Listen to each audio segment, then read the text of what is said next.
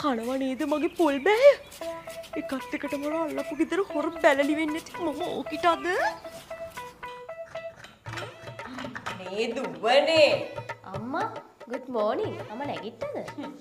මම මේ පොල් ටිකක් ගාලා තේක කාමරේට අරන් එන්න හිටියේ. ඊළම්මිය උදේ නැගිටලා තේත් හදලා තේකෝ අපේකි. ලෝච් තාම නිදි අම්මා මං ඇහැරෙන්නේ නැහැ. මම මේක නගිට දීලා එන්න. නෑ නෝක දින මං ගිහින් දෙන්න.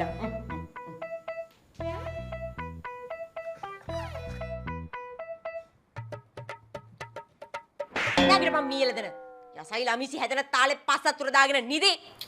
අයියෝ අම්ම උදේම පටන් ගත්තද? උදේම බලපන් කී වෙලාව කීයද කියලා අටටත් ළඟයි. ඔය තුන් කියලා හොද මෙන්න මේක බීපන්. අර අංගනාවටත් ගිහින් කියපන් අර ළමයා තනියම කුස්සියේ වැඩ. දෙනත් එක්ක ගිහලා එළමට දොව දෙනා. නේද?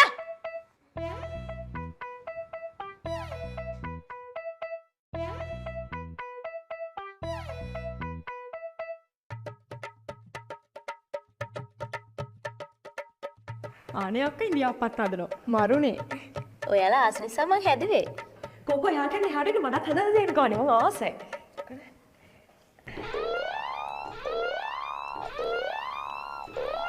යසින් දියා පැහැදිලානේ බං ඒක. පිටි ටික දාලා දින වංගෙඩියටද නැත්නම් උඹේ පස පැත්තටද? මම මේ මිරිකන්නේ ලස්සනට බලන්නකො රැඩි රැඩි එන්නේ. ඔව්. ලස්සනට රැඩි රැඩි වගේ එනවා වංගෙඩියෙන්. හැබැයි ඒ ටික තට්ටුවට වැටෙන්නේ නැහැ නේද? මේ ඵලයල් යන්න මෙතනින්. ඊළඟ ටික පාඩුවේ කරගන්න දෙන්නෙත් නැහැ. එහෙනම් ඉතින් දෙන්නත් එක්ක කරගන්නකො. දැන් ඉතින් අපි ඕනේ නැහනේ. පුතා ඔක හැඩට හදලා ගන්න පුතේ. जुगुरु चुंगु जंग है जुगुरु जुंगु चेंग है चिंगी जर जी කො දෙන්න මාතු ගන්න. අනේ ඕ නෑ දුවේ. අනේ මෙහෙමත් වාසනාවන්ත දරුවෝ.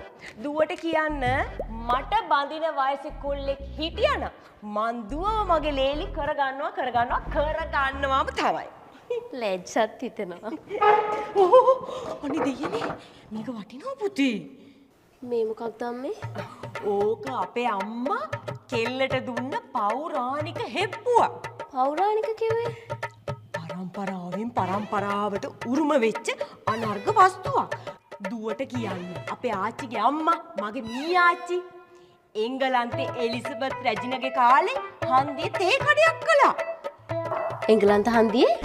නෑ මේ පන්නිපිටියේ හන්දියේ. මේ කඩේට ආපු සුදු මහත්තයෙක් අපේ මීයාච්චිගේ හැලප කන්න හිත වැටිලා. ඉතින් අපේ මීයාච්චිත් සූකිරි කැටේ වගේ අර සුදු මහත්තයාට හැලප කවලා. අන්තිමට මේ සුදු මහත්තයා අපේ පප්පා වුණා. නෑ නිමි ඔව්. අපි ඉතින් ඔය වංශ පුරාජේරුව කියන්නේ නෑනේ අනිත් අය වගේ. ඉතින් දෙන්න බඳින දවසේ එංගලන්තෙන් තමයි ඔය හෙප්පු එවලා තියෙන්නේ. අඩියේ ගෙම්බ මාකේකුත් තියෙනවා. සෑහෙන වටිනවා ඇති මේ ධම්මේ. නැතුව මමත් අපේ මහත්තයා එනකොට ඇල්ලුවේ මේ හෙප්පුව තමයි. අනේ එවද? ඒක නෙදුව බත් චුට්ටක් කමුද? චුට්ටක් කමු. අම්මා යන්න මං අතු ගාලා එන්න.